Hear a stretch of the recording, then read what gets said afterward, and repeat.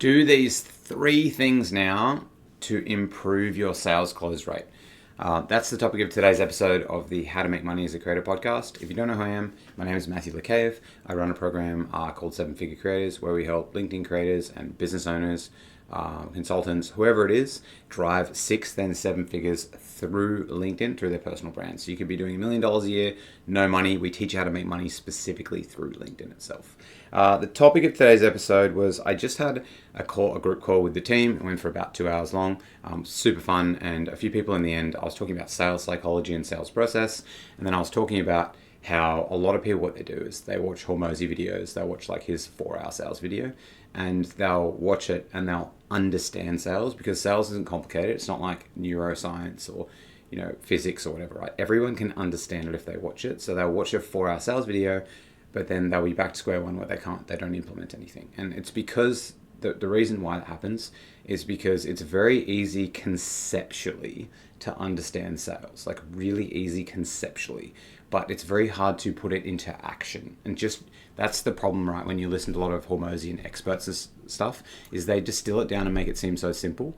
And it is simple, but it's hard and it's complicated in the essence that it's just actually doing the thing. So I want to just give you 3 things that you can do like right now. Like you can implement this immediately. And I promise if you do these things, you're just going to skyrocket your close rate. You're going to be like, wow, I can't believe I was doing sales calls differently before. And you can just, any sales calls you've got, just do these 3 things now. That's it, like super easy. And so let's just run through it.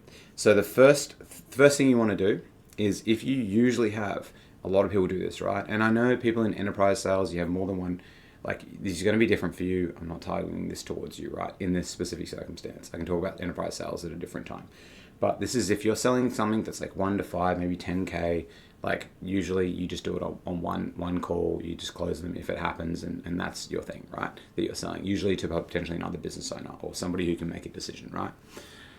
Is that instead of having 1 meeting now to sell, you have 2 meetings. Don't try to sell on the first meeting. This is one of the biggest mistakes I see people make, because when people get onto the first meeting, what happens is they have their guard up. They get on the first meeting and they're like, they're like, oh, okay, there's going to be a sales meeting. I might have to make a purchase decision today. Then they don't open up to you. So what you want to do is you want to stretch your sales process and just have those 2 meetings. And the first meeting that you describe to people, which will roll into my next point, is just working out even if you're a good fit. And I'll talk to you about how to do that, which is the next point. And then the second meeting is where you talk about how it actually works in their circumstance. Just split them. The reason you want to do this is because then when people know that they're not going to have to decide in the first meeting, they let their guard down, and then they'll answer all your questions. And so they'll know, oh, I don't have the pressure that someone's not going to ask me to pay money right now or commit now because I haven't done my due diligence. Sweet, that's cool. So that's the first thing. Just have 2 meetings. Have the first one, which is shorter. You can have 10 minutes, 30 minutes. People say golden rules. Just have 2. Like, that's the first thing to start off with. And if you're in a bigger company and stuff like that, you sell bigger deals, just have the first meeting as a meeting where you're not going to ask them to make some type of a decision. Because what happens then is people put their wall up and they're like, I don't want to go deep on my questions because I'm thinking about might have to buy at the end of this call, so it's stressing me out. So that's the first thing. Just split them up into 2 meetings. It doesn't matter how people call it, a triage call, a diagnostic call, which is the first one, and then a strategy call. It just doesn't matter. Just split them up into 2. That's fine. The first one's usually going to be shorter, 10 minutes to 30 minutes. You can test it out. And then the second one might be 45 minutes to an hour. It might even be half an hour. It doesn't even matter. That's the first thing. The second thing that you want to do, and I'm going to give you a bonus one at the end as well, so hang around to the end. I haven't actually said that. I'm going to write that down because I don't remember it. The second one, right, is you need to set an agenda at the start of every meeting. Most people don't do this. And I'm going to give you the exact script of what to say right now. What I'll say on the meeting is, let's say the first meeting you get on, you have meeting 1, and then you have meeting 2 after. On the first meeting, you get on there, you say to the person, you build a little bit of rapport. Oh, you're from Sydney? I'm from Sydney. Have you been to this cafe? I've been to this cafe. Cool. Well, thanks so much for jumping on. Look, how I usually run these calls is if I can just spend the whole time of this call just asking you questions to get a good understanding about your situation and how I might be able to help. And then that way we can gauge if I might be able to help, and if I can, we can lock in another session to talk about how. Because I just want to make sure it could be potentially the right fit for you and potentially the right fit for me. Because if it's not, then we just don't have to waste time together. Is that okay with you? and that's it. So you can change the language any way you want, right? But you're framing it to the person. You're saying, hey, you're not going to have to make a purchase decision today. I don't even know if I can help you. Even if you know, deep down, you're like, man, I could help this person so much. They don't know that yet. So you have to tell them might. So in every piece of language you use might. I don't know. I still don't know. I need to check. We want to make sure. Never use definitely. I can love to help you. Honestly, we can do this. Triggers sales. Whenever you do that, people think in their mind, they think, being sold to here. They don't want to be sold to. You want people to come to the decision themselves. So in the first meeting, you set the agenda, and you do it for the second one as well. So setting the agenda right at the beginning, is that okay? Ask them if that's okay, because that's super key. You need to get their permission. And then they're just going to say yes. And another thing you can say as well is, and after they say, yeah, that's okay, and you say, look, also, at any time, if you want to stop me and ask any other questions throughout, that's like totally cool. Just let me know. That way we can just ask the right questions, because I want to spend this whole time with you as well. Cool. Mind if I just get started asking questions? Cool. Then you fire away and ask the questions. And so you spend the whole time asking them questions, because you want them to vent their feelings. And I'm going to talk about, I'm not going to talk about the questions to ask them, that kind of stuff now, because I don't think we need to even go into that deep, because most people don't actually even do an agenda. So it's like, if you just do an agenda, it sets the frame so you're in control of the conversation, and then you ask all the questions you want, and the person's happy because they're talking about themselves. It's fine. And then what you do, the third thing you can just do right now, right? And set an agenda on the second meeting as well, and I'll talk about that in a second. The third thing is, when you get to near the end of the meeting, is, at the start, you also want to tell them, hey, I've got half an hour or 10 minutes on the calendar today. Make sure you stop at the end. Don't go over time as well. Respect your time. People that respect their time, they shows a higher value. When you call a CEO, they're like, I got 5 minutes now. You're like, boom, get into action. Let's sort this out. So finish the meeting on time, even if you got time. Doesn't matter. Even tell them you got something on. I got something else scheduled on afterwards, so we've got to finish up on time. You can schedule in taking your dog for a walk. You're not lying, but you're taking your dog for a walk, right? It's fine. Just don't lie. Don't lie in situations. Okay, and then what you want to do at the end of the call is you say to them, hey, look, from what it sounds like, it seems like it might potentially be a good fit. We might be able to help you. What I'll do, how about, let's do this. Let's lock in another chat now for tomorrow or the next day. And then after we lock it in, I can send you through more information about the program, about what we do. That way you can sleep on it and have a think about it. And then we can come back next time and then we talk about how it might work for you. Is that all right with you?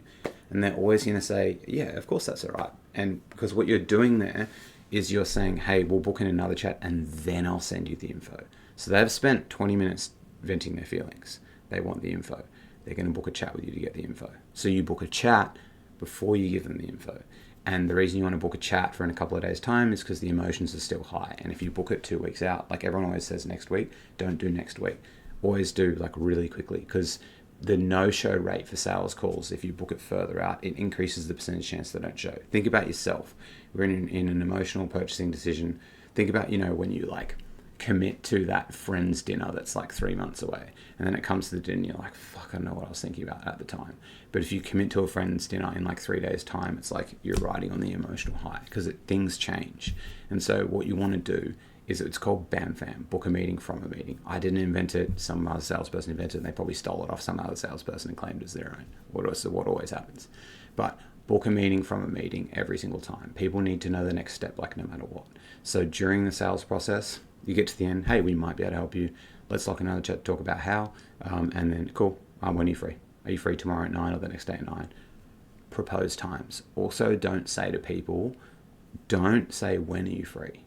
Don't say that. Tell them the time. People want mental shortcuts. They want you to make the decision for them and do the work for them. One of the worst ways to book a meeting is just send a calendar link. Don't do that. Propose, hey, are these 2 times free? If they don't work, you can potentially lock in time. Let me know. Like, it's a better way to do it. So say to the person, cool, you got your calendar up in front of you. They're always going to say yes, because everyone's got their fucking calendar up in front of them. And then you say, cool, are you free tomorrow at 9 or 11? Which one? And then not free then. Are you free here at 4? No. When would work better? So you propose times, and then it comes back on them. And then you lock it in on the calendar, on the call. You send them the invite. Cool. Send them the invite to the actual event as well. Hey, did you get it? Did you accept it? Okay, cool. Looking forward to it. Look, here's all the details. I'm going to give it to you now. Email it to them. Cool. And I want you to go through this stuff for our next call. Then we can talk about how.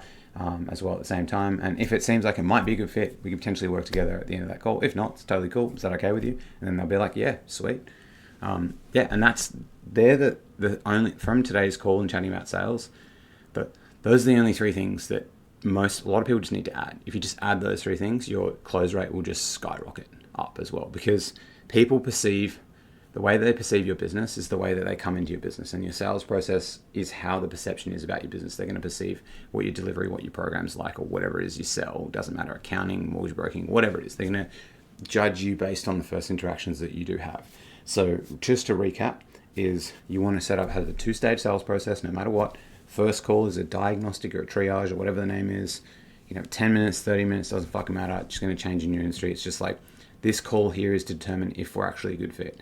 And even if you know you're a good fit, still do this, because people don't yet know if they're a good fit for you. Second thing is, make sure you set an agenda at the start of every call. And when you're doing the second call, hey, last time we went through this, and this. I just want to check if that's correct. Cool, did we miss anything?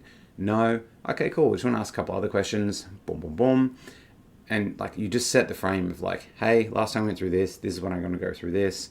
And then if this happens, we can potentially work together. Is that okay with you? And everyone's just going to say yeah. And then you just say the thing at the end where you're like, and also just let you know, if you want to stop me at any time, you want to ask any other questions, just let me know and I'll do it. I just find this is the easiest process to work through. Is that okay? Yes, they've just confirmed. And so you set the agenda at the start of every time. And then the last thing is bam, fam. Book a meeting from the meeting. So on the meeting, you're going to say to them, hey, cool. You're going to lock it in and you give them some bait. So I'm going to need to send the program details when we lock in a meeting. And then you don't send them program details unless they lock in a meeting. And they're going to do it then and then on the chat. And you want to try and aim for in a couple of days. Super duper key. The last one, the bonus one that I was going to tell you, is pre-framing. So what we do really, really well is you don't want to convince people to work with you on the chat. You want them to convince themselves. And you do that by pre-framing. So an example is if you can create a document or a video sales letter or something that talks about what you do and how you help people without the price, to give to them to consume before the meeting, another net positive. That's a bonus. So we have a sheet where we ask people to answer 8 questions, simple questions before we meet with them, and also to watch a 10-minute video. So, hey, watch a 10-minute video. What this does is it primes them for the call. It allows them to spend time on content, so when they meet with you, there's a higher percentage chance they're going to buy. Anyways, guys, that was it. Implement these 3, maybe 4 things immediately, and then message me and then let me know, wow, Matt, shit, I'm closing more deals.